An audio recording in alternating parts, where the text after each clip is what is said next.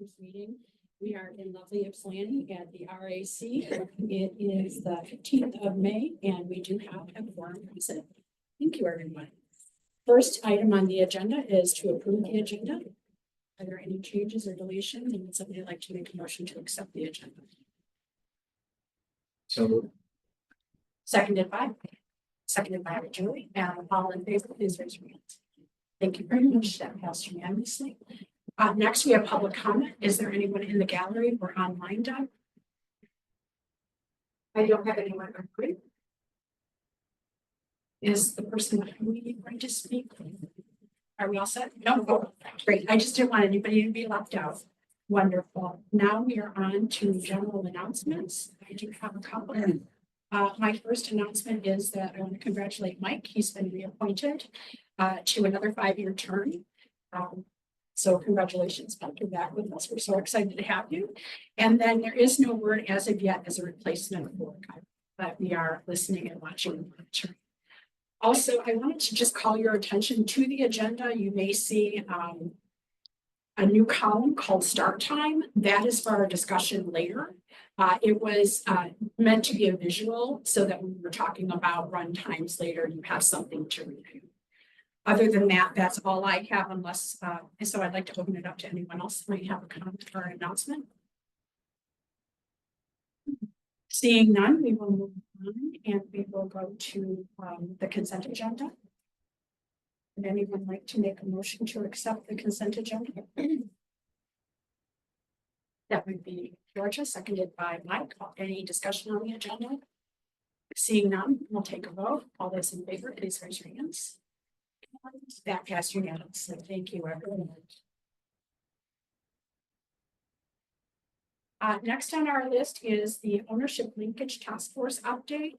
As you can see, Rich is not available to us tonight, but he did send me a quick email with an update. His update is we are in conversation with the 18 City Council members, Erica Briggs and Dharma Ackman, to meet up and start convos around values. We are determining a date, time to meet up, and we're aiming for the first half of June. And that was all he had to report, but I think that's good progress. And I think if I remember correctly at the last meeting, he mentioned that we have now met with all of the municipalities and that we're looking at different cadences for each municipality. So awesome to go LTF. Thank you so much for your hard work. Next on the agenda is environmental sustainability policy, and Mr. Carpenter, you're going to tee that up. thank you, Madam Chair. Good evening, members of the board. So before you, in the monitoring report section, you have the monitoring report for the environmental sustainability policy. This is policy 211. We are reporting full compliance. The board surveys came in with 88 to 100% agreement back. And the service committee did review and discuss this and has recommended approval at the A level. I do want to note, just before you have discussion, simply that the interpretations were largely rewritten and we introduced some new ways of tracking progress with interim milestones. That got a lot of attention and discussion at the service committee. And there certainly are some great questions sprinkled throughout the board comments, and I'm happy to be of any assistance in your discussion as the case may be. Thank you. Okay, we'll put it out to the board. Discussion on this policy. And I want to keep in mind that anything that we may need to table to the next discussion, but I will keep so that we can. Dr. TheRide. Does anyone have any discussion on sustainability policy, or are we happy with it the way it is? If there's going to be no discussion, would someone like to make a motion to accept the policy as A as recommended by the service committee?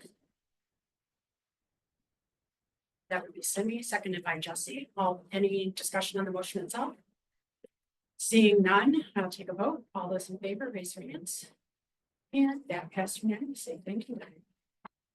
Next, we're going to talk about the environmental sustainability policy from the perspective of board work. I did see some comments on page 33 of your board packet and some concerns sprinkled throughout the report. Did anyone want to discuss that, and do we think Do you want to discuss possible policy changes? Yes, Jess. I didn't know who the board member was, so it wasn't actually me who pointed it out, but the suggestion of being more explicit and about scope 1 and scope 2 emissions, I think was I thought it was a good suggestion because those are very specific terms that have specific broadly accepted meanings. So I thought that I think that would eliminate some potential ambiguity there. I think my only hesitance to spending any work on this is that there's like the pending topic of moving our sustainability policies to the ends. So I don't know how much time we want to spend working on policy while it's in the executive limitation. The whole thing's going to be reworked probably before it gets monitored again. Fair enough. Any other discussion? Yes, Mike. I'm wondering what the timeline is to make a decision. Where it belongs. Well, after we kicked it to the governance committee from the service committee. We've been playing ping pong. And then at the last governance committee meeting, we decided that it wasn't a discussion we could entertain until after we found out how this policy went out. So I do believe it will come back to the governance committee as requested by the service committee. So we will meet and discuss about that next Thursday and then get our plan from there. So I don't have a specific answer. Does that satisfy you? Sure. And Jess's comment, I think, is a good one about not really fixing of this policy until that is decided. Certainly, I viewed this as it presented. It's a work in progress. There's some things that are still under development. That's okay. We'll see what happens. Location. Sounds good.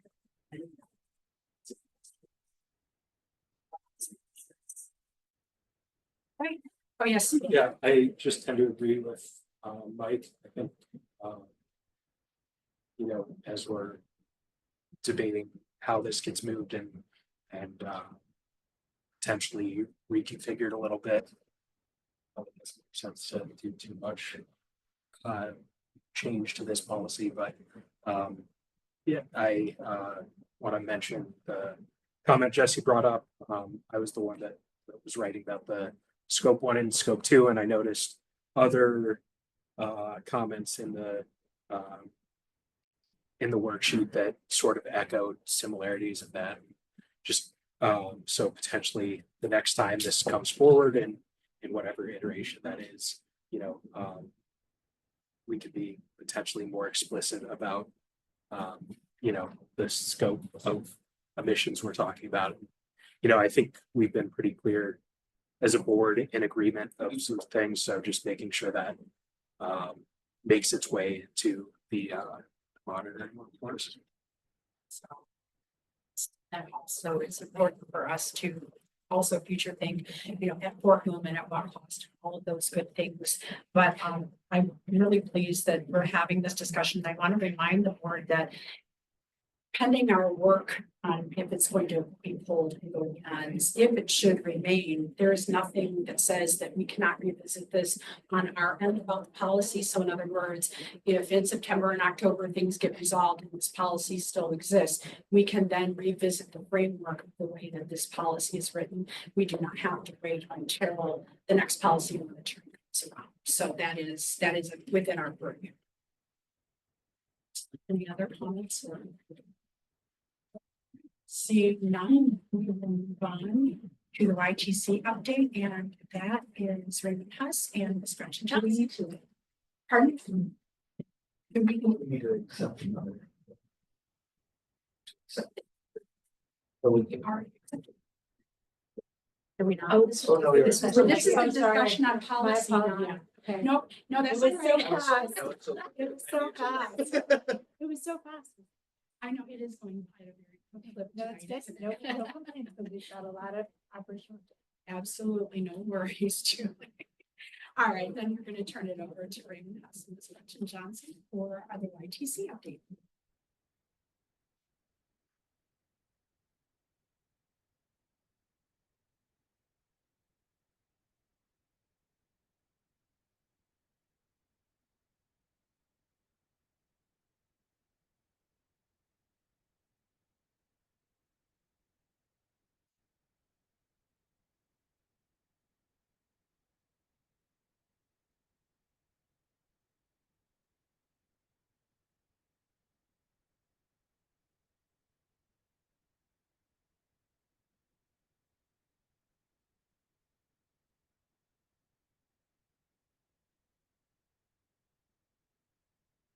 So just wanted to come to you with an update, but also we had advertised this and wanted, to encourage people to come as another in-person opportunity for public engagement. So, any comments, from the public, at the end? Maybe we'll be here. Right.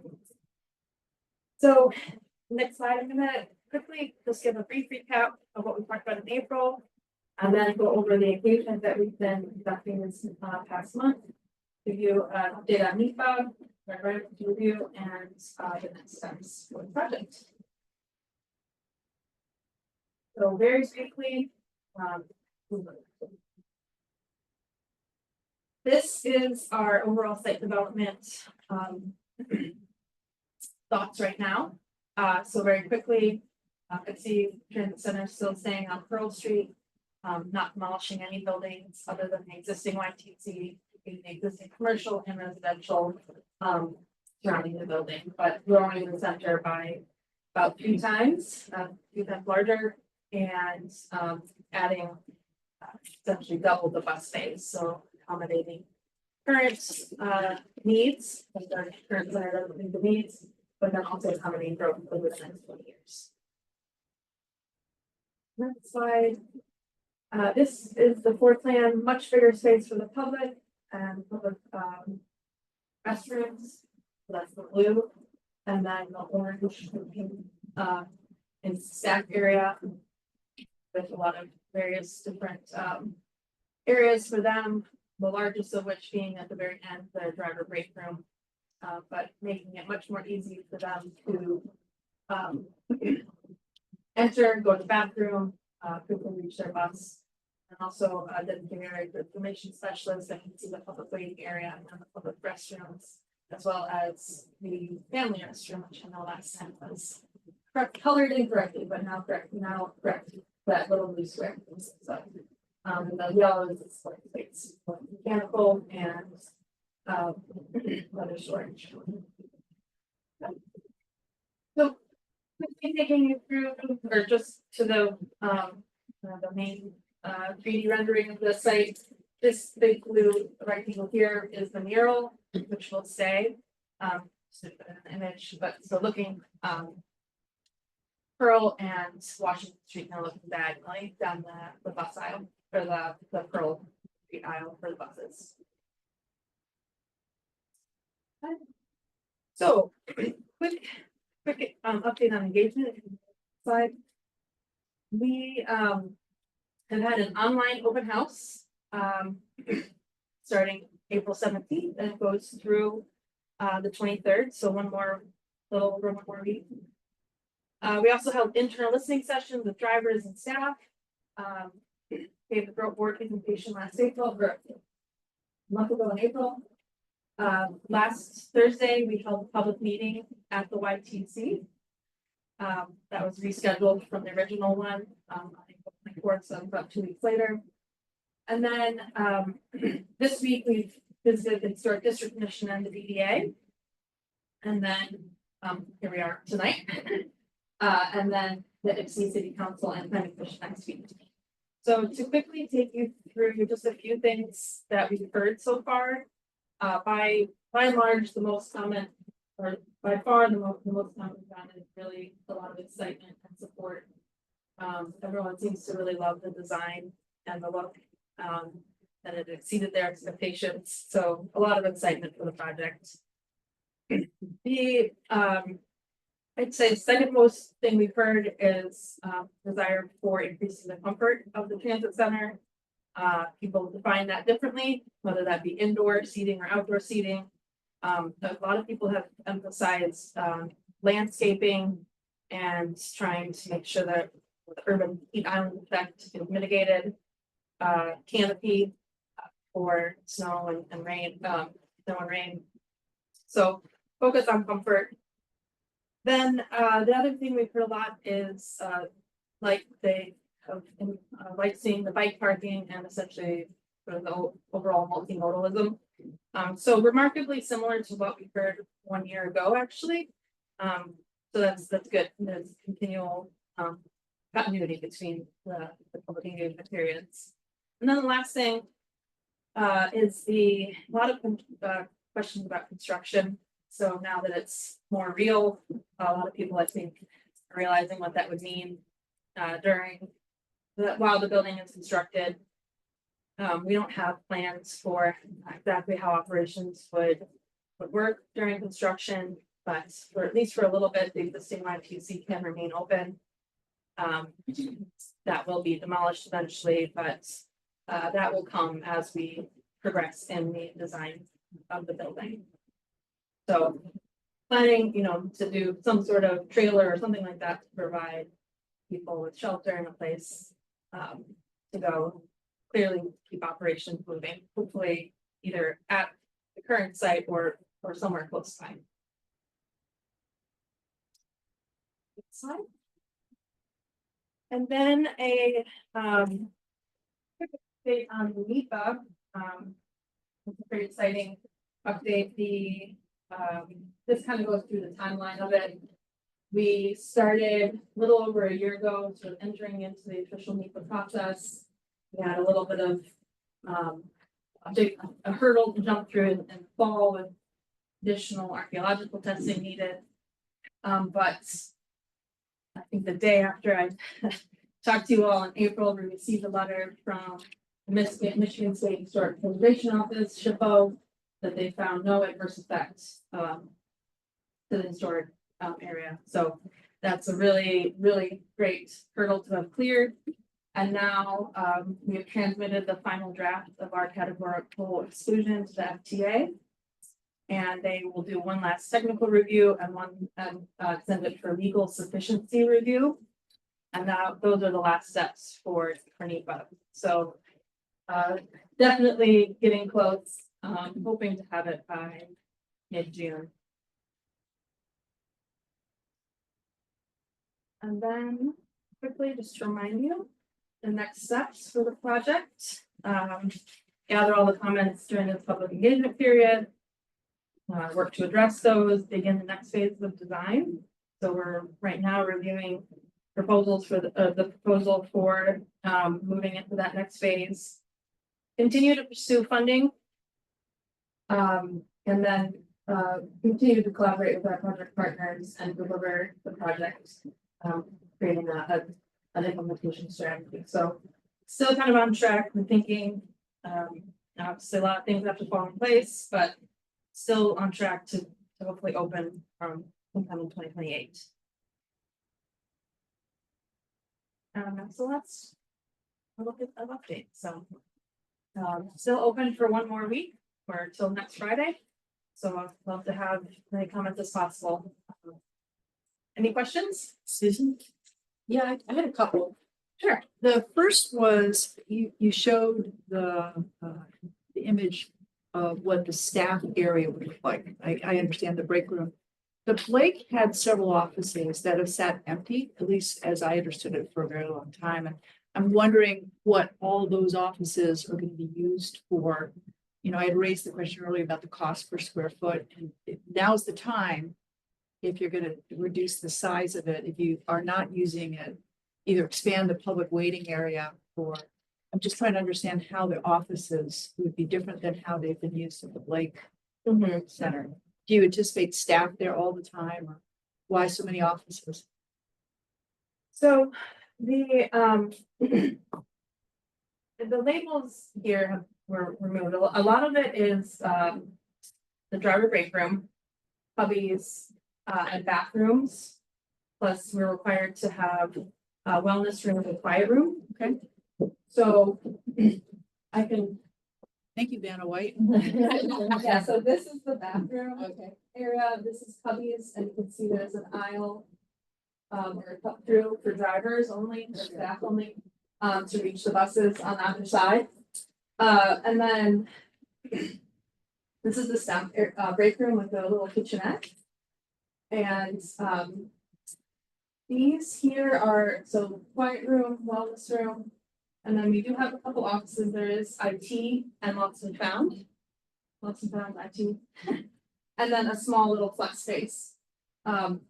So how we landed on this was a lot of conversations internally with staff about what we might need. We want to think about what we need in, over 20 years. So right now, we purposely scheduled the buses to not really have many drivers have much of a break at the YTC because of how tiny it is in the back of the house. So accommodating potentially some changes to the schedule, but then also potentially adding other staff like a supervisor. We don't have a supervisor spot in at the YTC currently. So we were very cautious about the overall number of rooms, and we did have some different floor plans that we worked through. Ultimately, we went with this. The bare bones actually did not save a whole lot of costs, and so this gave us a little bit of room for growth to make sure that we have enough space over the long haul. And sort of in mind, I mean, that's very helpful actually to go through. The need for things like a meeting room is, not, I don't know how often you would use it. But during the cold weather months, is it possible some of the spaces could be more flex so it's more available to the public when inclement weather is happening outside? It's just nice to have a little bit more breathing space because now we're cheek to jowl. And maybe that meeting room isn't needed. So it could become part of the public area when it's not needed. So just sort of asking for maybe using it so it doesn't sit dormant. There's nothing worse than the lights on and nobody there. Right. But flexing it so that when it's needed, and a good example is winter, it's nice to have more space inside. It might be a good use of that space. Yeah, we can look at that. I know another concern has been security, so we'll have to think about how to keep the area secure. We do have this small multi-purpose area here that we could open up to the public. Right now, we don't have a specific use for it. There's been some ideas, but nothing that's been really decided, so we could open up that space. And we can certainly look at other spaces, but we wanted to make sure that drivers, staff had a secure private area while they work. Oh, yeah, leaving the staff area. I was. Oh, you were looking saying the more. front. Okay. I see support spaces and I don't know what that is with a small meeting room. I just, if that, they could be designed because there's interior walls that they could be available as you might need to flex. So the building is just one floor, has no basement. So the support spaces would be all the HVAC and mechanical systems, as well as storage for things like, salt shovels, lawnmowers, that type of thing. So that really, we tried to minimize that quite drastically. So I think the blue is where we have to work with. And the public waiting is all open right now. It's really that small purpose driven. That is very helpful. And my last question is, you mentioned public partners. Who are the project partners? So I'm working very closely with the City of Ipsy staff, the Ipsy DDA, and other commissions like we work with the Historic Commission, and then other partners. I know a year ago we had a luncheon where we talked with the library, talked with the police chief, and of course the FTA. That's part of it. So a lot of the public partners, I would say. Not doing having a lot of private partners, but have worked a lot with different parties within the city of Ypsilanti.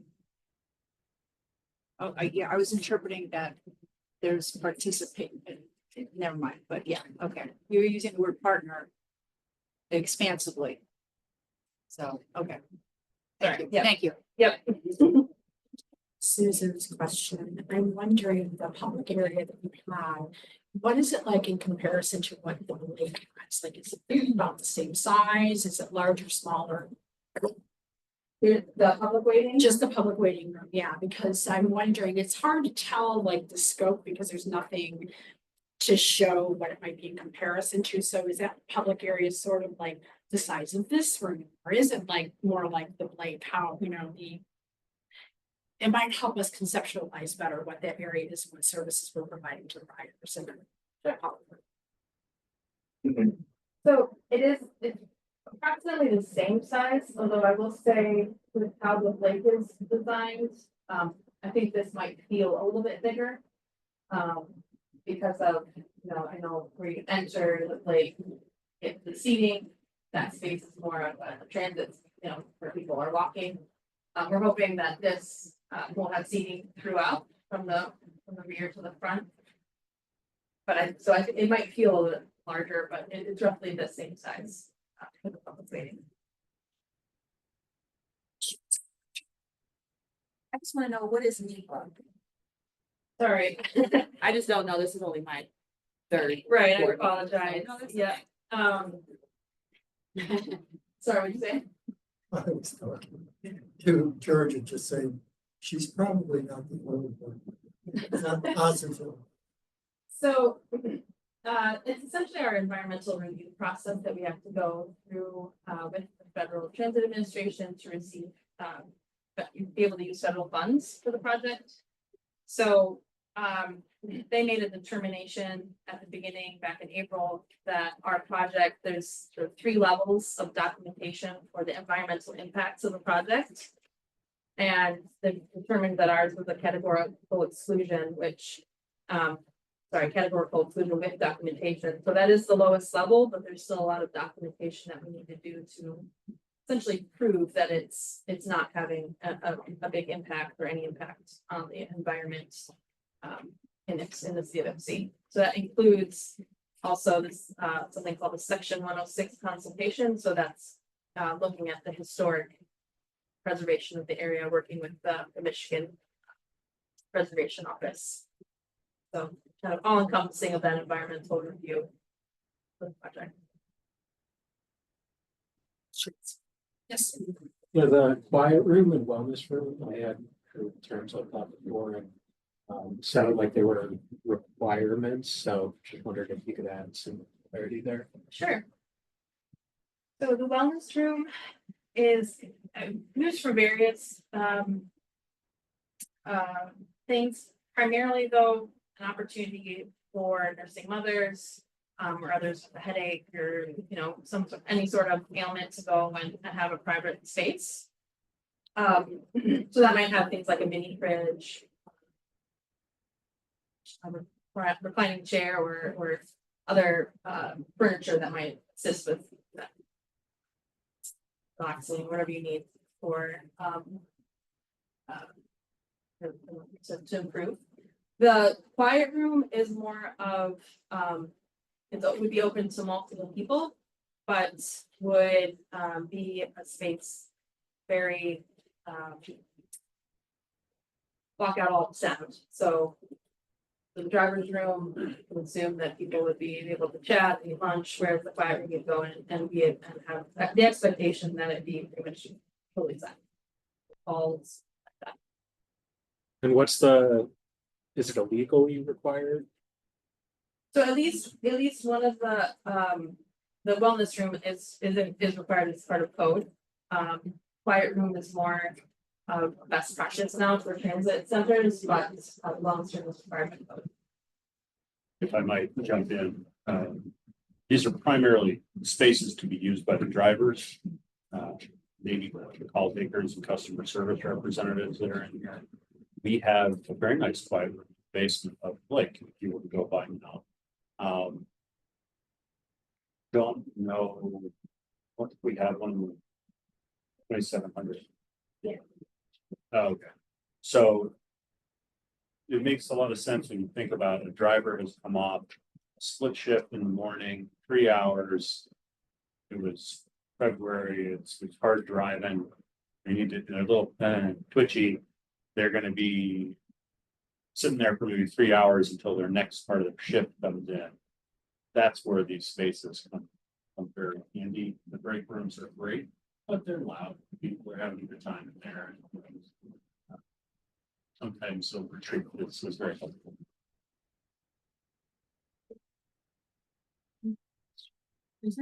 Oh, wait, Justin, first, please give us some actions.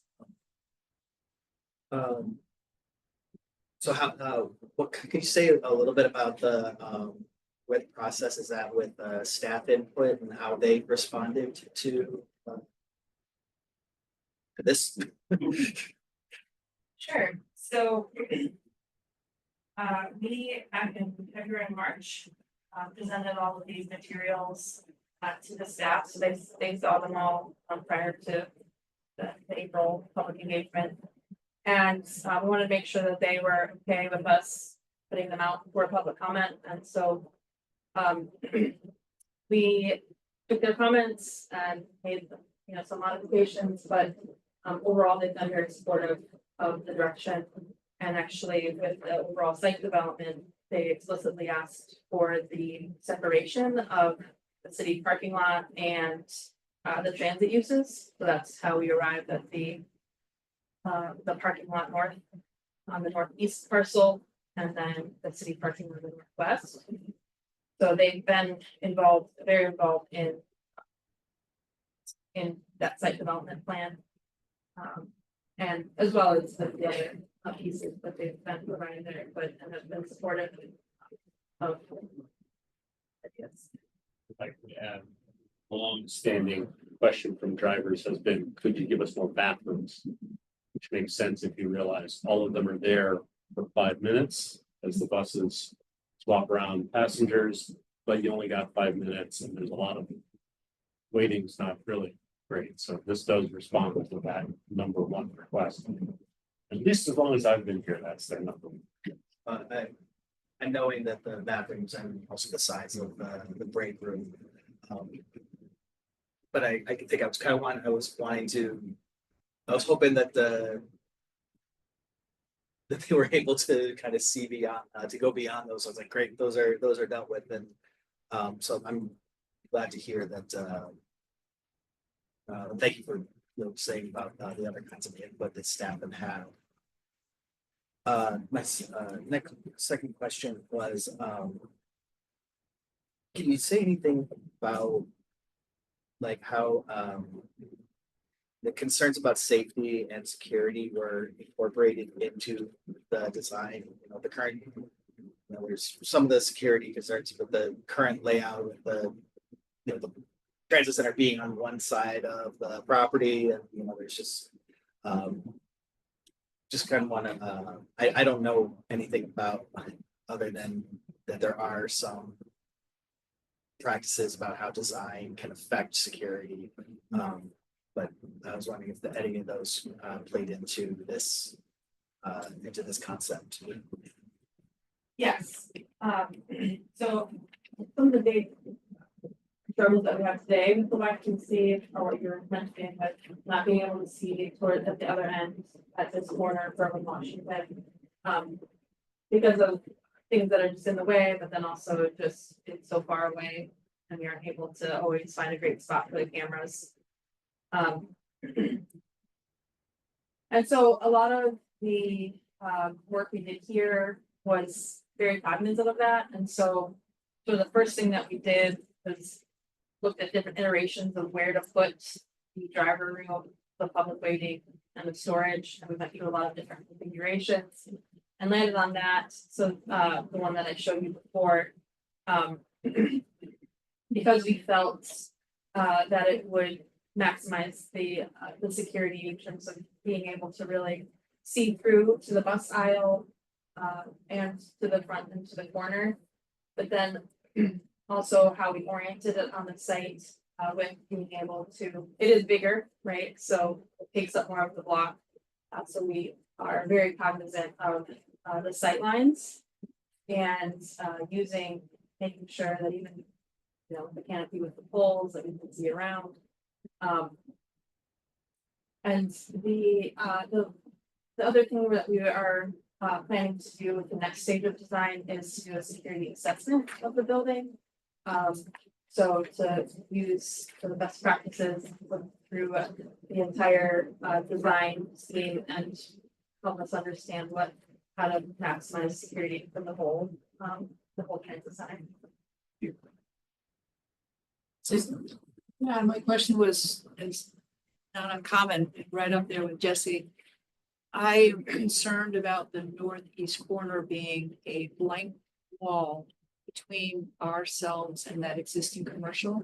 And nuisance behavior likes to go where there are no eyes. And if I were redesigning it, which I'm not suggesting, I would put the staff over there because they have eyes, they could be seeing what's going on. And then the public at another break at the other end. And then the dead space, the storage and bathrooms in the middle of the building. Where we have them now, you've got dead space with blank, nobody looking out at the commercial building. And that's likely where all the nuisance behavior is very likely to go. So again, just switching internally where the uses are, so there aren't blank walls, because you don't want people looking in at the HVAC. And either have the public on that side or the staff on that side and the same two at the other. And then in the middle, that's where the dead space should be. That's bathrooms, that's storage, that way you've got eyes outside the building. Less likely to have to rely on cameras, keep an eye on the bad guys, especially in the hours when it's quieter outside. That likely is going to be a nuisance area. So when we were looking at the floor plan, similar to the driver's seating or bathrooms, the public restroom right now, I don't know if you've been at the YTC, it's the people have to ask to have access to it, and it's also hidden from the information specialists. So the biggest concerns that we heard from staff were actually that they couldn't see the entire public waiting area. And they couldn't see the restrooms. Now, of course, not being able to see, the platform is an area or is a problem area. But with the overall size of the block, that is the best practices to handle that through various cameras and having various monitors. So I think it's this space here will be the IT room, along with a lot of monitors for the security things. But the way that we landed on this design was that information specialists then have a complete view. So it's out here, complete view of the public waiting area, as well as a complete view of people entering and exiting the public restrooms. We did look at various configurations to see if we could do something like that over here or further that way, but it really diminished the size that we had for the public waiting. It also made it tough to figure out how to configure the staff area with all the necessary rooms that we needed for staff. So I think there's ways that we'll go through and try to mitigate, points well taken that this could feel like a blank wall. No, it should go up further up where it says support space. It's up further away from the sidewalk. That's likely we're gonna have a problem away from the sidewalk. Right, so Between the existing building and support space. do you go to the previous slide? Yeah. So this is still an early drawing, we don't have it updated, but actually people will not be able to walk through here. So this is a gate that we're hoping that we can make this a mountable curb for maintenance vehicles to back up to the building. And have a garage door right there, but then this is not showing it at all. But this is not planned as sidewalk. This will somehow be blocked off from people going through here. We want people to go, if they're coming from here or there, we want people to be able to very easily and naturally go along here and to the front or to the door, to the rear door. So not, making people funnel through here and preventing that actually. Thank you. Yeah. Seeing none, thank you so much. And I guess you're not going anywhere because we can talk about the BTC now. It's perfect.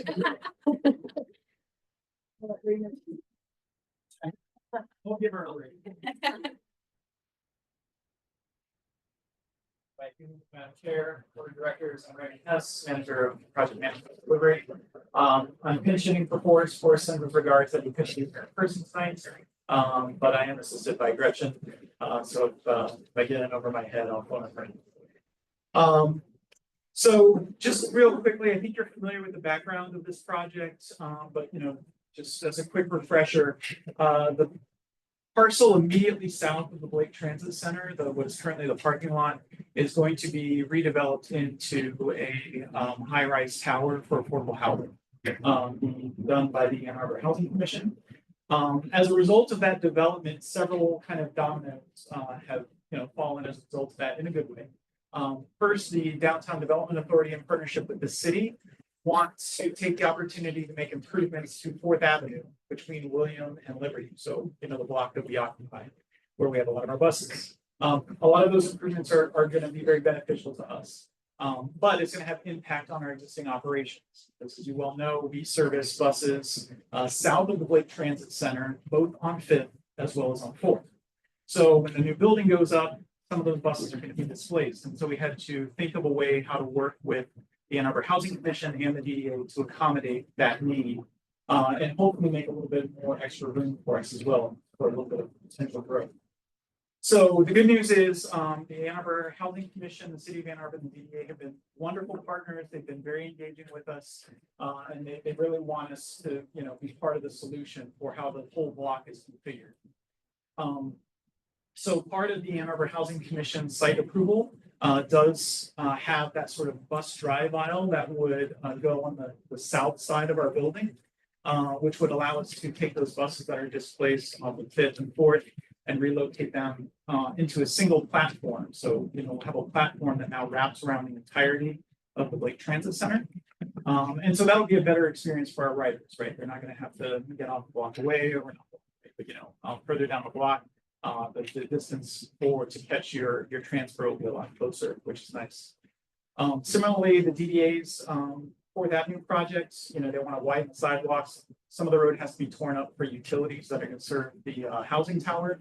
And again, it was an opportunity to resurface the road. DDA is going to widen the sidewalks to make it, much more enjoyable for our customers as well as the general public, which then gives us an opportunity to upgrade the shelters. The area we discussed this last month. They're fairly anemic, and so this is an opportunity to improve that experience for everyone.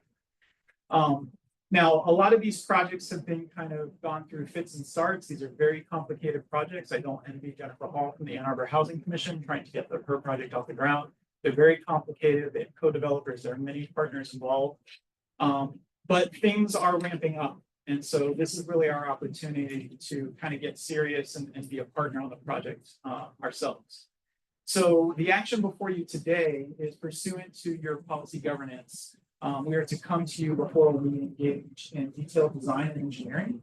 And so because the Ann Arbor Housing Commission is moving forward with their detailed design and engineering, and because the Downtown Development Authority is moving forward with their detailed design and engineering, we want to be part of that as well for the transit improvements that are to be incorporated into that project. So that's kind of the table setting of where we are. It would need action tonight, so I think we're looking for a motion. And the other thing I'll just note in this space is this action is coupled with the next agenda item, which we handled by Dina, which is the budget amendment that goes along with it. There's good news in that space. There's no changes to budgets. It's just really kind of moving stuff right. And so, yeah, I will note there's a little asterisk I want to put in the packet. Included in the packet is a rendering that kind of just gives you an idea of what the new configuration could look like. It's the expanded platform on the backside of the Blake Transit Center. I will say the design continues to evolve, and this was the best rendering we had that was the easiest to interpret, that wasn't, a really detailed engineered design with a lot of blue lines and tiny little numbers. But I will say the design has evolved from where it is included in your packet, but it at least gives a general idea of what the configuration kind of will look like. And so with that kind of concludes my presentation. I'm happy to entertain any questions you might have. Any questions for Raymond? Mike? Graham, I'm a little bit confused about what you are asking for versus what Dina has on the agenda with an actual. Yes. Yes, what we're looking for is authorization from the board to start detailed design and engineering, which is pursuant to policy 2.10.1, which requires the CEO to receive board authorization before entering that phase of the project. And so again, the idea is it will allow us to advance the engineering of our platform expansion and the shelters and canopies along 4th Street in tandem with the DDA project as well as the Housing Commission project. What you're asking for us to approve tonight, is that model commitment of dollars that have not yet been committed? And does this overlap with what? Yeah. I'd be happy to share. So there's a construction policy that says that before we can commit funds or do any work that would result in construction, that we have to get board approval. So this part of that is saying this project has been on our capital plan for some time. And this project is just saying, can we move forward? Because eventually this will result in a construction project, which will have to be approved by the board as well. So there will be more than one step most likely, but for now, we wanted to make sure that the board was comfortable with us making progress on this. Understanding that our commitments with the DDA and City of Ann Arbor, the Housing Commission, will result in a construction project at some point. And we do have some control over the phasing of the construction itself, but if we don't participate in some of these earlier planning stages, we would have almost no control over. We would have no control, or we still have no control over what they're doing, but we can participate in a way where they can, we can do some of the design work to say this would be advantageous to the transit agency and the transit facility along with them. And so we can kind of work in tandem with the project. And a good example of that, if I may, Dina, is, if you think about like site grading, right? The Ann Arbor Housing Commission is going to build a giant tower. They have to raise the lot, tear up the parking lot that exists. We want to make sure that the site grading elevations are also compatible with the platform, right? We don't want, the platform to step up 10 feet or drop down 10 feet. It all needs to be integrated so that it's a seamless experience for our customers. And so that's why this sort of like making sure that we're doing this work in tandem and in coordination partnership really makes sense. And so what you're asking for tonight, I presume the dollars are on the budget, is that right? So if I might, just to be very concise. We don't need to get into dollars. So, Just kind of go ahead because it's in our construction policy. so if I might, just to clarify, this agenda item and the one that follows immediately after are a pair. And the one that follows immediately after is the money. So what Raymond is asking for is your authorization. Dina will, if you were to say yes, and I hope you do, Dina will follow immediately with, and here's how we're going to pay for it. But that also will require your action. So it is one decision, but it comes in two pieces. It's procedural, right? So if I'm hearing you correctly, what Raymond has presented to us is sort of the tee up. It's the foundation of why you're asking for the money and gives us a conceptual visualization. Partially, yes, we're using it that way, but you also have a policy that prohibits me from moving forward without your express authorization, which if we already had the money, I wouldn't need the budget amendment. Dina's gonna come up with immediately. We do have the money, but for procedural process, it's important that you vote affirmative in both cases. So yes, Raymond is giving you context, but you have a policy that does. Because I think as Dina was saying, when the board wrote this, they wanted to make sure staff didn't slide into a commitment. We didn't somehow commit you to a construction project that you weren't on board with. So you put this tripwire in the policy to require explicit voted authorization to even go forward. So if you vote yes on what Raymond's asking for, then Dina will talk about the money. And not looking at the short term, but to the longer term, there's discussion in here about cost sharing on Fourth Avenue work, and also paying for whatever additional costs you're gonna incur. The building site will incur because of. Do we have any better idea about the magnitude of this? Well, I think it should of course be over. Yeah, generally speaking, I think, the idea is the ride will be responsible for the transit elements, right? So that's the design side and the construction side. I think as you'll hear from Dina, the capital budget remains the same, that the cost estimates that are included therein stay the same for now. Those might change as we get further along in design, and that would be, brought to you as part of the budget process. But right now, those are 5 million for the totality of all the improvements around the Lake Transit Center is what's currently in the capital budget. But that hasn't really changed significantly. Correct, and it won't as a result of the assets tonight. It's just about advancing some of that services. Yes, Julie. Thank you.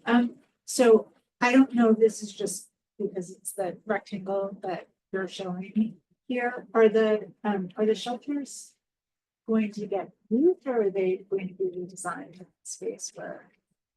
That's a Well, to great be question determined. that is Okay. to be determined. Okay. There are some easements, ET easements on the backside of our building that are going to restrict what we can put where.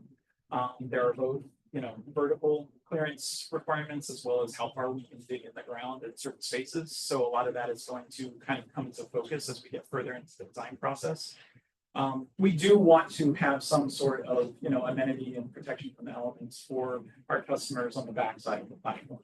What that looks like yet, we don't know. And how well we can integrate it into the existing shelter or canopy that's on the front side of the blade, we don't yet know. And what the new shelters on Fourth Avenue will look like, we don't yet know. But we have, Gretchen has been working through some of those concepts for, the better part of a year, if not longer. And so now we're at a serious point where we really want to start to get serious about what the possibility is, what we can fit within the budget and so forth and so on. Not a wider sidewalk. Correct. So what's key at this time is some sort of motion can approve to advance the Lake Transit Center, not to approve the money, but just to approve the advance that will then lead us to Dina asking us to actually vote on it. Is that correct? Am I? Yeah, authorization to begin build design on improvements on at the Lake Transit Center and on Fourth Avenue. No questions? Are we comfortable with the subject matter? Would anyone like to make a motion to Susan? Make a motion to do what you just. Oh, yeah, I hope you can. Yes. And then.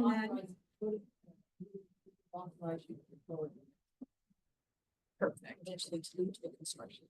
And seconded by Cindy. Any discussion on the motion? Seeing none, we'll go ahead and vote. All those in favor, please raise your hands. And that passed unanimously. Awesome. Thank you, Raymond. Now we're going to move on to Ms. Dina Reed with capital budget amendment proposal as it's. Thank you. So we've had some great discussion about the project that we're referring to here, and the reason that I'm bringing a budget amendment to you today. So we have policy 2.5.5.1 that states that the CDO will not allow cost overruns on capital projects. And this particular line, the interpretation in the past has been that is by line item in the capital budget. So in the operating budget, we have some flexibility, but we can't exceed the total amount. In the capital budget, this policy requires us to not go over the budget by line item.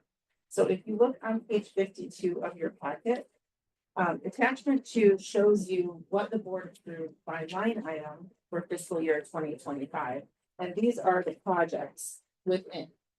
So what we're saying, what we're showing here is that we need more money in fiscal year 25 for the Blake Transit Center. So if you look at the Blake Transit Center under expansion, you can see that the board approved $100,000 for that project just in this fiscal year. Because we're advancing the project, we're moving along a little faster than what we expected. We need more money in fiscal 2025 to the tune of an additional $220,000. I can't authorize that without the board's approval, or I would be going over budget for that project in this fiscal year. The total project cost of the Blake Transit Center is still $5 million. And I'm not showing that because I'd have to show the entire capital plan. Because really what the board authorizes is the 1 year, and then everything else can be adjusted each year as time goes on, and we show that in context of the long-term plan.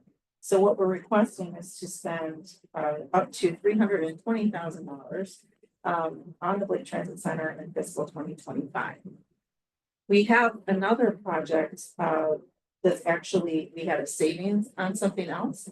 So in total for fiscal year 2025, we're not asking to spend more than what the board authorized in total, but because it's moving line items around, you can see that we took $220,000 out of the transit priority line, which is under the value added projects. And that's not taking away anything that we were planning to do. It's just that something that we were planning to do came in under what we thought. And so I just figured, well, we'll just use that for this fiscal year rather than increasing the budget when we know we're not going to spend the other money in the other line. So the ask is to approve that we increase one line item by $220,000 and reduce the other one for a net zero change both in the project and in the fiscal year 2025 budget. Any questions for Gina? Yes, Mike? And then, did you have anything for Justin? I think I asked you this question here in the finance committee. The motion refers to attachment. I still don't see what it's attachment.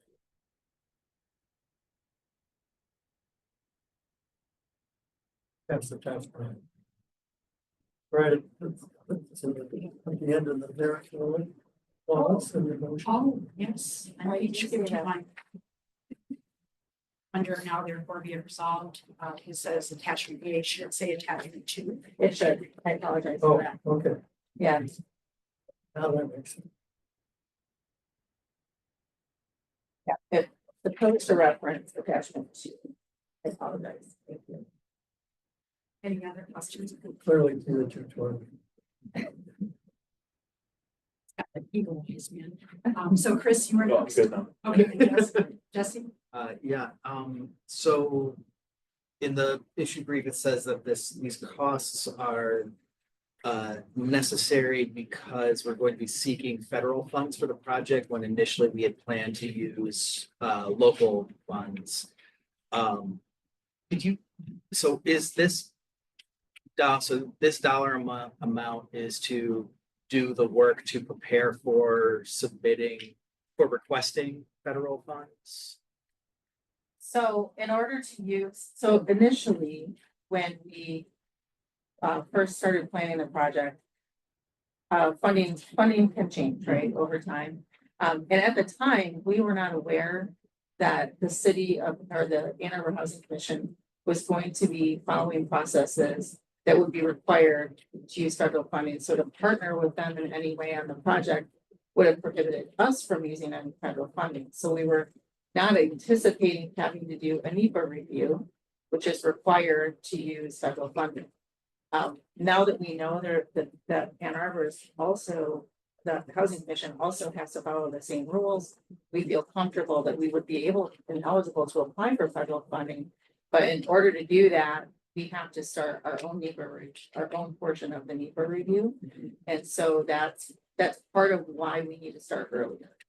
not just that the project is moving faster, which it is, but it's also because we may have been able to wait a little bit longer to start, but not if we have to do NEPA review. You may remember from Gretchen's presentation that the NEPA review for the YTC is taking probably about 13 months. So we, with all the things changing, this is what we know now. It's a positive thing that we have another funding source, but that funding source isn't eligible unless we start this now, and that's really what's the key thing that's driving the timing of the. Are the federal funds that will be seeking, are they competitive or are they pretty much like, we'll submit the application as long as we dot all the i's across the t's, we'll be able to get them funding? Yeah, I think for now, I think we would probably be leaning more in the formula funding, but we will certainly pursue any discretionary opportunity I think that we'd be eligible for, and as the notice of funding opportunities. I think I want to make sure that we're not taking, or at least that we're aware of any risk that we're taking on, that we could be taking on. If the funds were, if the funds that we were seeking were just competitive, and there's no guarantee that we would get those.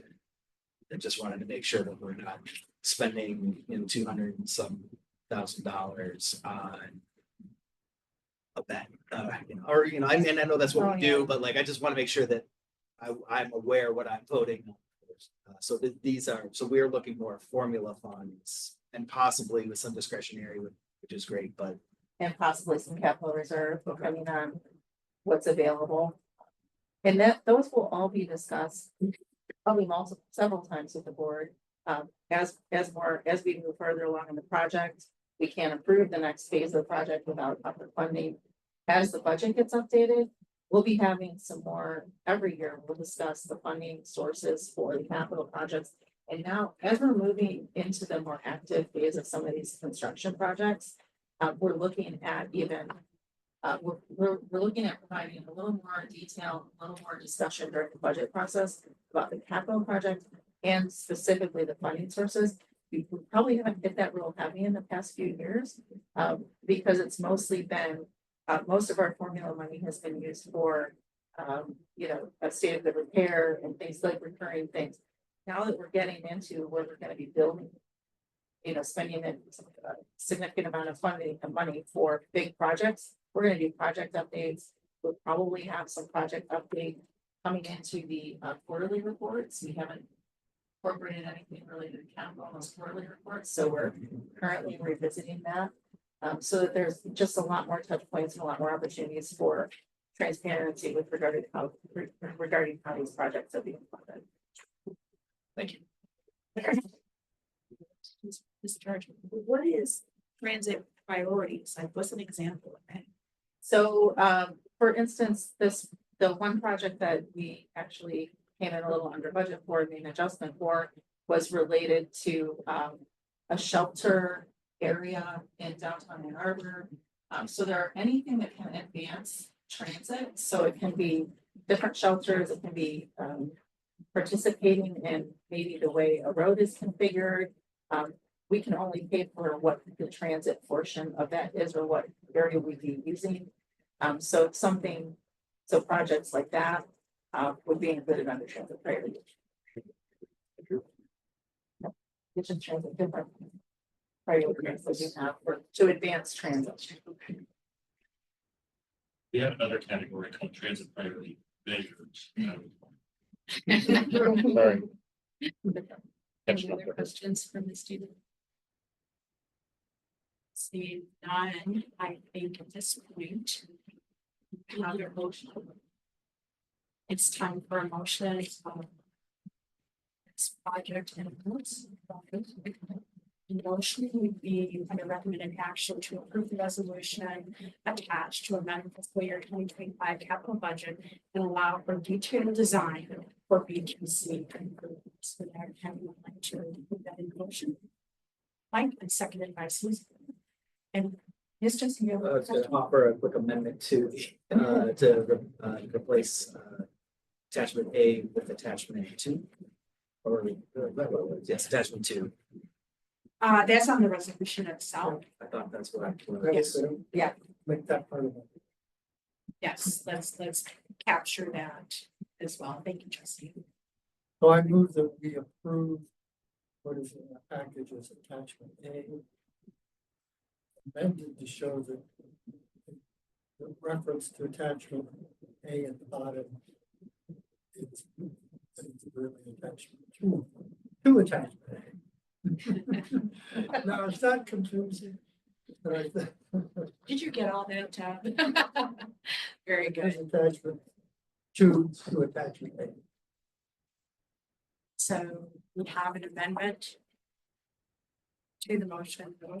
This has been all sort of very confusing. So let's start from the beginning. That's actually, that's the motion. I don't- Okay, and so then the second was Susan. All right, all those in favor with the motion as Mike presented it with the correct attachment, all those in favor say aye. Thank you very much. Passed unanimously.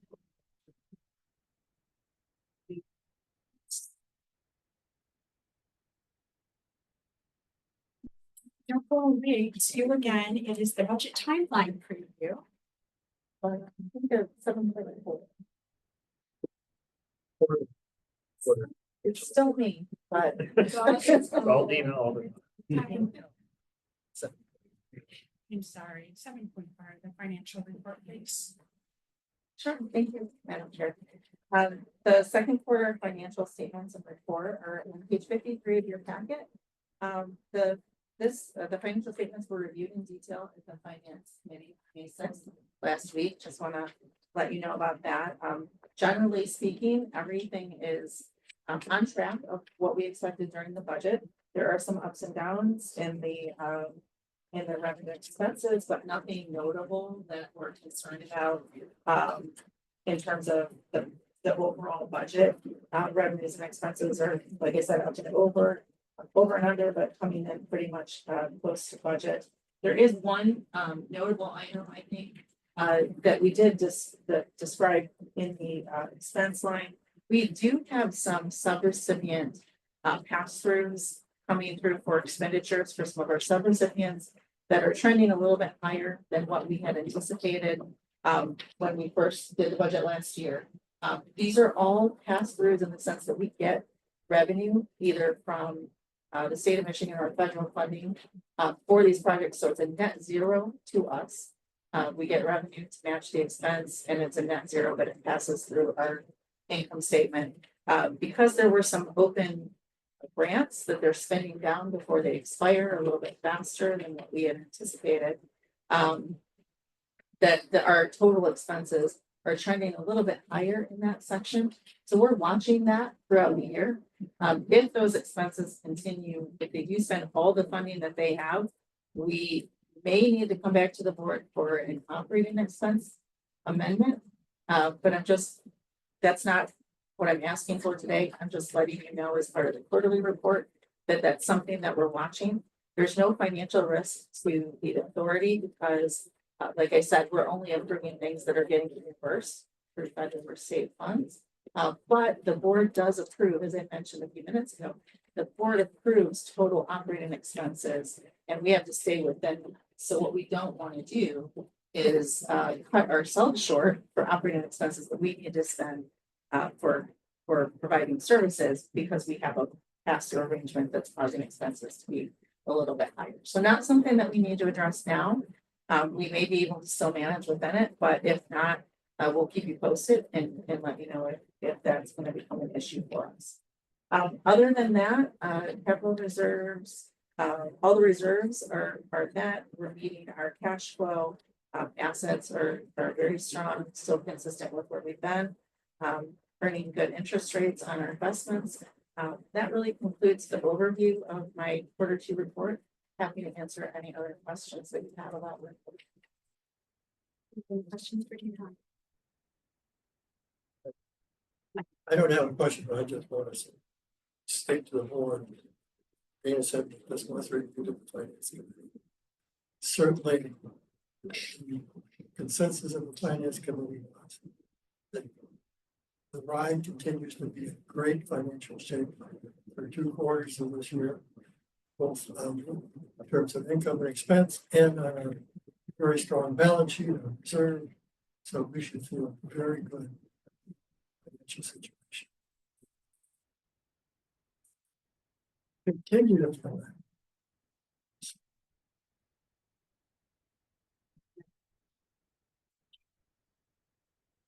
Thank you. You have to 7:40. You're clocked out. 7:40. I appreciate it. I'm doing other things here. All right, next on our agenda is the budget timeline, and that again is Dana. Thank you. So on page 56 and 57 of your packet, I've provided, it is budget season almost. We've already started internally. And we provided a color-coded timeline to give the board just a quick overview of what our timeline looks like. For those of you who have been here for a while, our timeline is very, very similar to last year. Not a lot of changes with the timeline as we got good feedback at the end of the process last year. So we haven't made a lot of changes at a high level. In the timeline itself, the draft timeline, you can see some different colors. And so the pink or peach, whatever it looks like on your printout, are areas where staff is kind of most involved with the budget process. They're involved all the way through, but I like to illustrate how staff is engaged heavily at the beginning and also throughout the whole process all the way to September. Our fiscal year starts on October 1, and we have to have a board approved budget by the end of September in order to continue operations on October 1.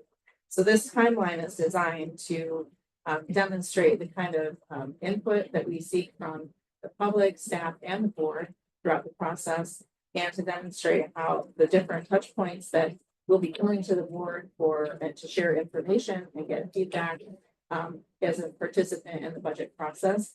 And then by the end of September, on September 18th, we'll be asking for board approval. So the blue boxes are where there are interactions and touch points where we share information about the budget. We start with high-level assumptions. We go through the budget process with more detail in terms of what's in the operating expenses and the capital budget. And then we also have opportunities for public comment and review. We present the budget to the public or a draft of the budget in July and in August. We have an official public hearing, which is a state requirement. So August is the time where we try to share with the board pretty much what we think the board will look like when it comes to in September. And we also have an official public hearing. Then we move through and present a recommended budget in September. Updates are provided both at committee meetings and board meetings. So you'll have lots of opportunities to see the process as we move through it, provide comments, feedback, understand what's in the budget, what any risks or opportunities are. And it will be in context of multi-year. So you're not just going to see 1 year, you're going to see multi-year. You're going to see a projection and how that's changed over time. So that is the general overview and timeline of the budget process. And I'm happy to answer any questions, take comments, or suggestions on the process. Are there any questions or comments for Dina? Seeing none. Thank you so much. We're getting better at this one. It's something you've been doing a couple of years in a row now. So thank you. You're welcome. Thank you. Next on our agenda is legislative updates, and that's Mr. Jeffrey. Sure. Just wanted to provide everyone with a few kind of top level updates both on the federal and state side. Actually don't have a tremendous amount of changes from last month's meeting to report. On the federal side, big thing to report on is TheRide. Myself, Matt, Nina, and Jesse will be heading to Washington, D.C. next week. As part of the APCO legislative conference, we'll be meeting with our elected officials. I believe as of now, we have meetings solidified with Representative Dingell and Senator Slotkin. Still working on scheduling hopefully a couple more meetings, including a meeting with Senator Peters' office. One of the big things we'll be discussing there is give a presentation last month on the surface reauthorization legislation. That will be a big topic of conversation Our real ask going into this is submitting ideas to our members that they can then put forward to in the House Transportation and Infrastructure Committee or in the Senate Banking Committee. So really, it'll be a nice opportunity to educate and discuss a few items with our members there. On the state side, really not much movement on the budget. We're still monitoring it. The Michigan Senate did pass their version of the budget, which one of the focus items for us is LBO funding. As you remember, the governor's recommendation was $226 million, which I think put was right about 26%. The Senate bumped that up to, I think it was 241 million. And then did recently learn that in conference committee, there's 2.5 million expected from the NDOT budget to go to LBO. So with the Senate's version, looking at about $244 million in LBO, still a lot of conversations ongoing on a road funding package, which public transit is trying to be at that table in that package. But nothing really concrete at this point. We'll continue to monitor it, but tomorrow is the revenue estimating conference. So we'll get actual numbers, and then you'll see budget conversations when we start to get them. Any questions? Seeing none, we'll move on to the CEO. Thank you, Madam Chair. Just a couple of things. I want to draw your attention, page 60 in the packet. And congratulations to George Brooks and the operations division. There's a lot going on down at headquarters. If you haven't driven past recently, you must see some really big cranes hoisting some really big things. That's not a bad place to be. We are in the middle of a $10 million roof replacement. May it last 30 years. I didn't know, but there are 45 different giant mechanical boxes on the roof, ranging in the size of a really large tool shed to a shipping container. And George's crew is handling it. The disruptions are there. We've got dust all over the place. The mechanics are displaced right now because they've moved over that section, but it's going very well. We also have some small sidewalk work being done. Construction, again, what you want to see with construction, that it's just boringly competent and there's no drama. It's just happening. And so we appreciate that. His crew is doing very well. You can also see some awards. CEO report that the maintenance crew has been racking up. So from them. Another congratulations. We don't have a final yet, but Dina's team has been grinding forward on the low-no submission. I think we are getting very close to being able to give you sort of the all clear. We're not there yet, but the wheels are turning slowly, but they are turning. To switch the segue to the more serious issue, we were very aware of security issues at terminals recently. It is something that is taking a great deal of time from executive teams' meetings and discussions. We are moving forward to hire a consultant to give us some very quick overviews of security options for our industry. And we will be meeting with the city of Ypsilanti in particular to have some brainstorming sessions on quick wins that we might be able to do with their support here, a block or so away. And there's going to be more to come. And I look forward to briefing you on all of those things when those designs get a little further advanced. But it's definitely something front and center in our minds. And then finally, congratulations to several of you who were able to attend the policy governance boot camp that we finally managed to get moved here instead of Grand Rapids. So thank you to all of you who were able to attend. I hope you had a really good time. The one lunch I managed to sneak in and chat with you guys. You seemed to be enjoying it. So I hope it was worth your time. That's all I have, Madam Chair. If there are any questions, happy to answer. Yes, ma'am. I just wanted to be clear of what you meant when you said the low was approaching all clear. That means almost everything is being put together to submit. No, So you may recall the low-no grant with the big $25 million. What I was referring to is obligation, which is where the feds finally say, yes, you can spend this money, or this money is available in its IOU form, for lack of a better word. This is something, you can't really obliged to spend money until you get it obligated. It's kind of a procedural step. We have Dina has been chasing this thing from FTA Region 5, FTA headquarters in DC. It had to spend 2 weeks going through the Department of Labor. It's gotten through that. That was the last thing, is that it's back to Region 5.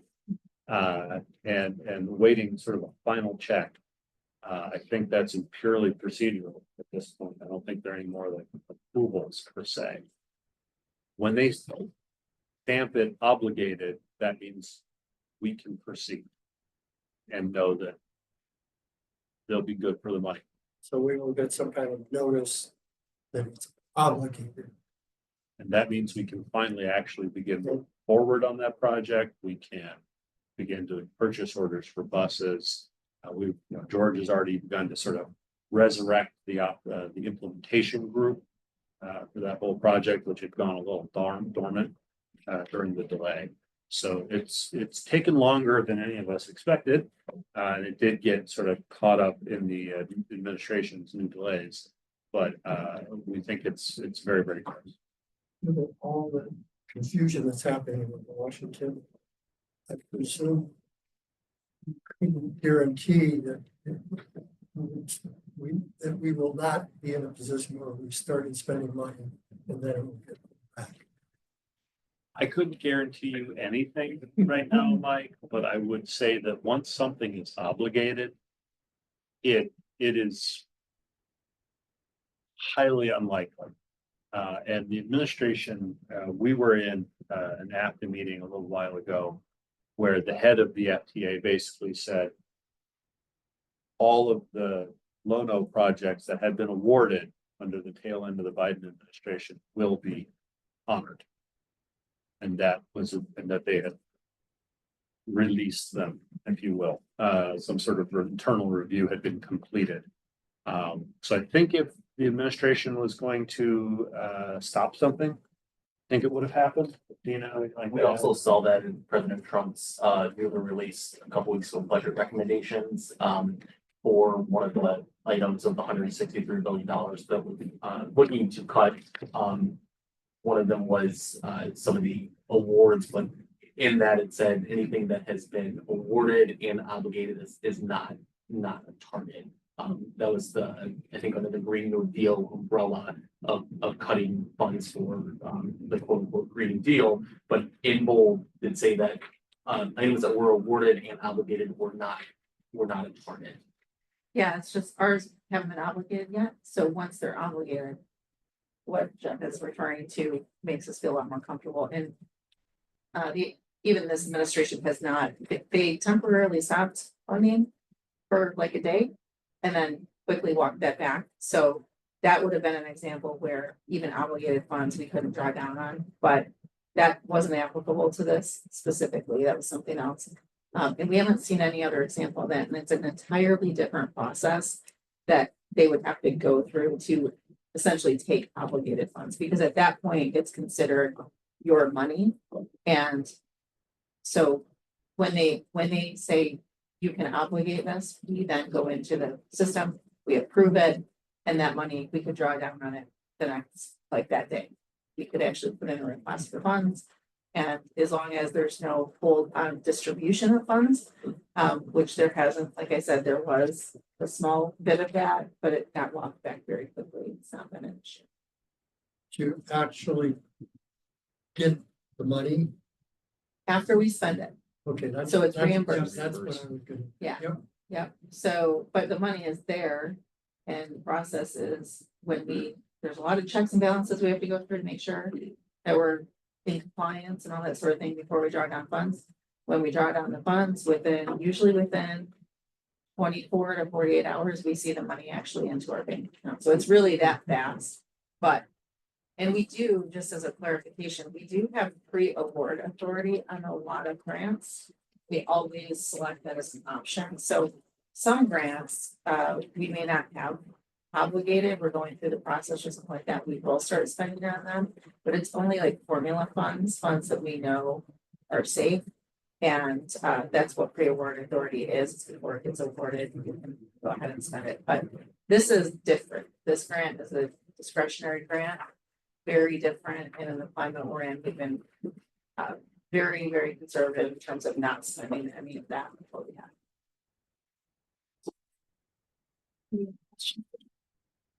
Thank you very much. Next, we will move on to board meeting run times. In your packet on page 63 is an issue brief with regards to the governance committee was tasked on the last board meeting to look at how we can be more effective and have shorter meetings.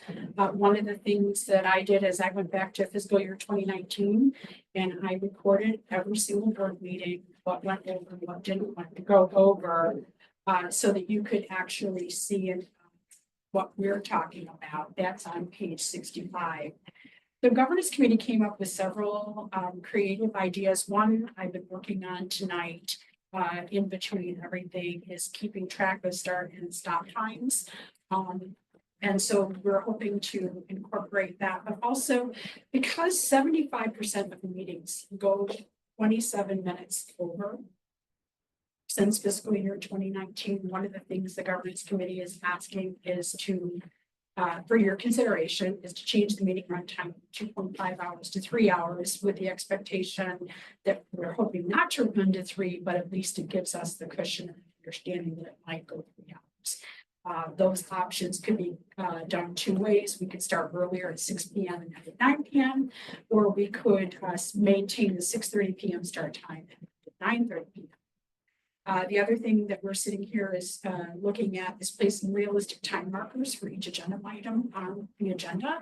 By having time expectations set, it may help the meeting run more effectively. That's one of the things that Matt and I are going through tonight, and we'll talk about tomorrow and see how successful we were with our estimations or Matt's guesstimations. And then we also other creative ideas were to place speaking time constraints, 3 minutes per speaker per agenda item, to allow for all board members to have an opportunity to talk. I'm not as fond of that one as I want to. We should encourage all, but it is a consideration that we may wish to consider. Also, one of the opportunities was to have some reports or presentations. I think Matt did this maybe about 1.5 years ago. You did a trial run video before a board meeting, so that reports and presentations could be put in a video, put and a link in your board packet, then you could watch it before the board meeting, and then the discussion would take place on the video, not having the presentation. My concern with that was public, but as long as it's in the board packet, the public would have the same information that we do. So that is also another opportunity. The final opportunity that we were thinking about is our policy monitoring reports. We have several reports that are very benign and almost always achieve 100% participation.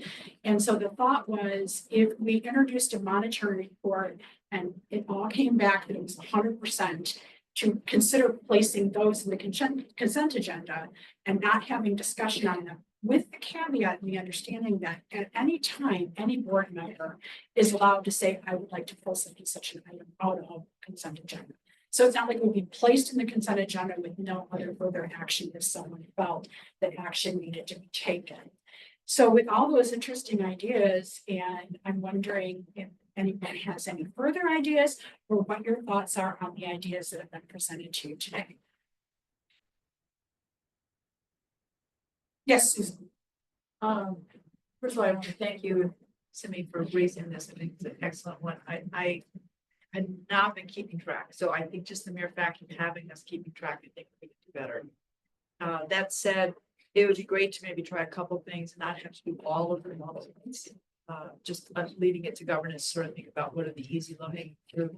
And of them, the only thing I had feedback on was if it is decided to change the hours, to be sensitive to the library staff, start earlier. I know people have to get off work, as opposed to staying until like 9 o'clock.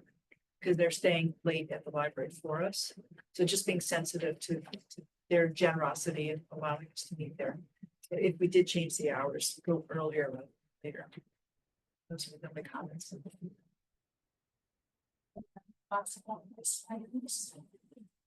Yes, Julie. Oh, and we actually, in our boot camp, for those of us who were there was a policy in the sample policies that spoke to, putting the 100% on the consent agenda. And so there was language right there, and I started it, and I apologize for not bringing it with me, but, we have a great model right there. That we could adopt, and I think putting more things on the consent agenda would help. I don't see a lot of people speaking more than 3 minutes on this board, so I'm not sure if we would really get a benefit from if it requires someone to time up. But the consent agenda makes a lot of sense, and the time numbers, I think, make a lot of sense. We possibly handle this is to just create a document with these ideas and then send it out to the board for their reflections so that we can get a better understanding of what the board as a whole. Because I'm not hearing a lot of discussion right now, and I don't want to leave it up to the governance committee to just decide willy-nilly what it is that, for us to try to extrapolate what it is all of you are thinking. So would you mind if we put this out in a general poll and just ask your thoughts first so that we could compile them and say, oh, well, the majority thought policy monitoring 100%, absolutely, and then you can figure out ways to bring all of this in. I'm seeing a lot of head shaking, so the poll would be all right.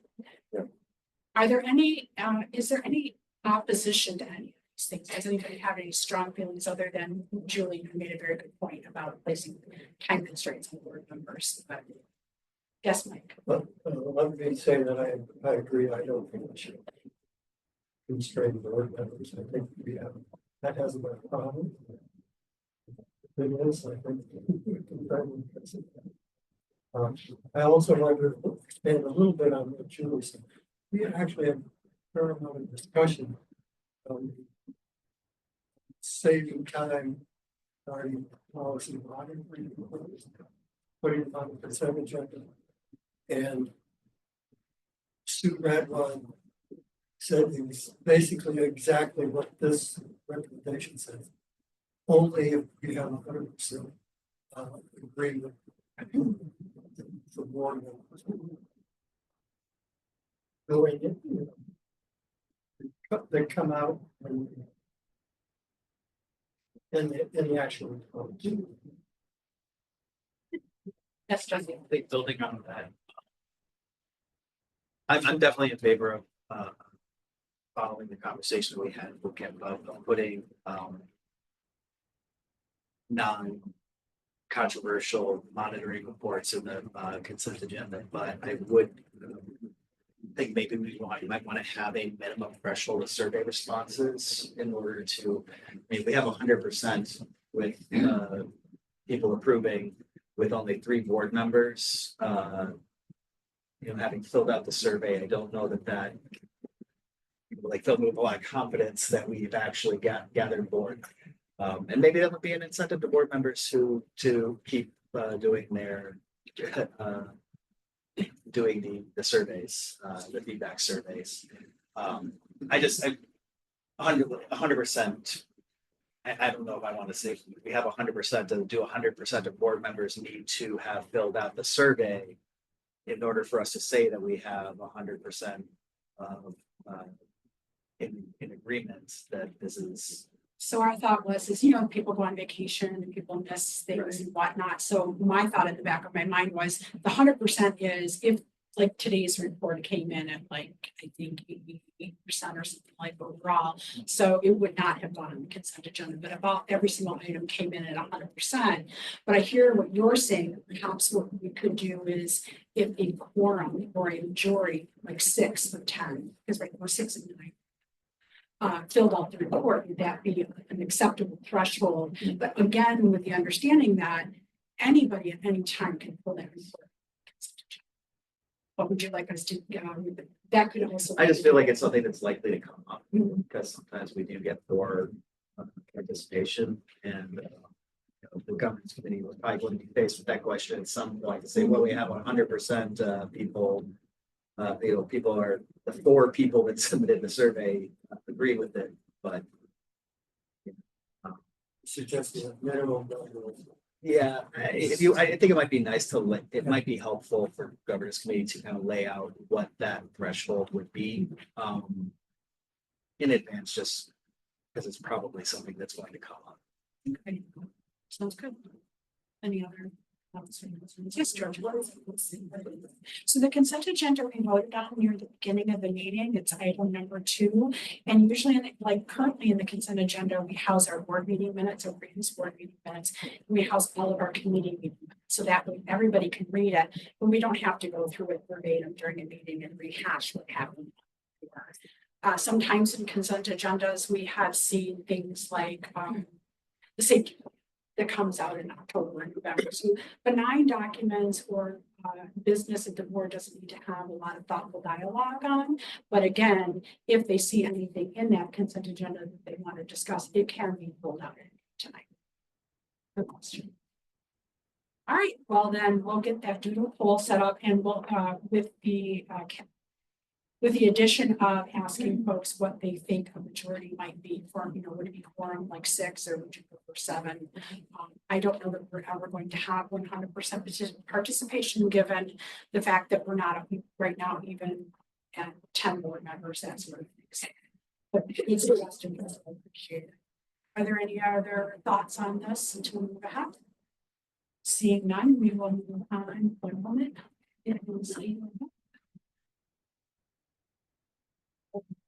Thank you. Sorry, I can't see the clock now. The lights bouncing up. Now we are going to move on to the CEO contract. That was in your board packet. It's on page 66.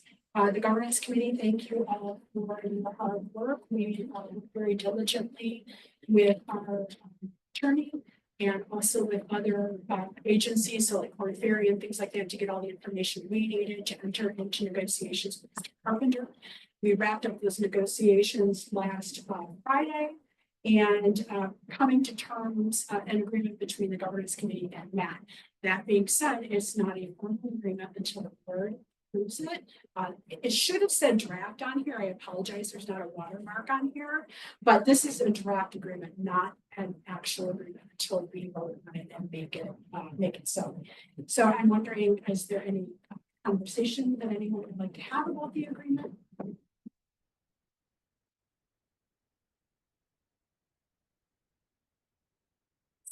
Seeing no conversation, would someone like to make a motion to accept the employment agreement as presented in the board packet?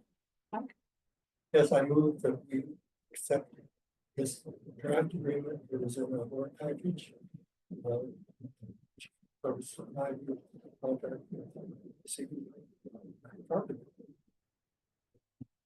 Yeah, second. Second. Seconded by Jesse. Any discussion on the motion? Seeing no discussion, we'll all vote. All those in favor, raise your hands.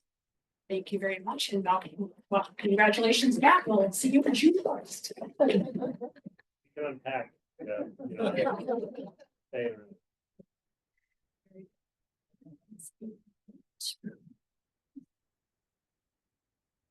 And so we will move to action item debt.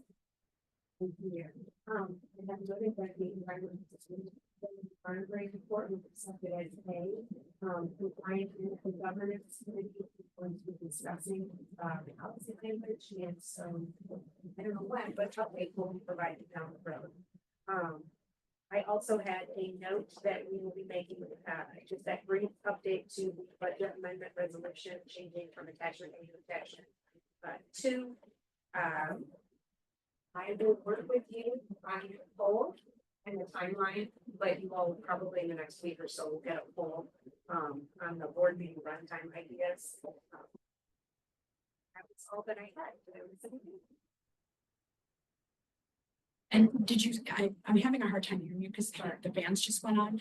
Did you mention the change in the resolution? Yes. Okay, sorry. Yeah, that sounds good. Next item on our agenda. Still 8:01. Thank you. Next item is topics for next meeting. We'll be talking about our governance process policies 3.5 through 3.8. We will go into the draft budget. In the future, we're looking at July 24th for determining reasonableness. We've worked all the kinks out with our governance consultant and hope to have that presented to you at that time. And then we'll receive further state funding education at a later date. Our next meeting is Thursday, June 19th, and that will be back at the Ann Arbor District Library downtown. And that takes us to public comment. Does anyone have any public comment? No, okay. Then that brings us to adjournment. To make a motion to adjourn. Don't all adjourn at once.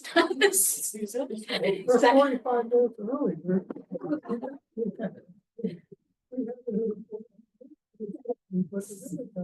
Seconded by Mike. All those in favor, raise your hands. Very good. Thank you, everyone, for an excellent meeting.